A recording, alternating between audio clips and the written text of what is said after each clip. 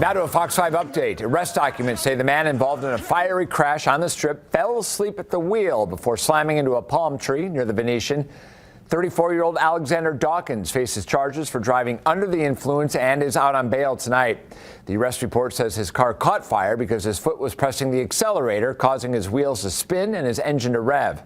Body cam footage shows an officer and a bystander dragging him away as the car went up in flames. As Dawkins was being treated, he reportedly told paramedics that he couldn't remember the crash.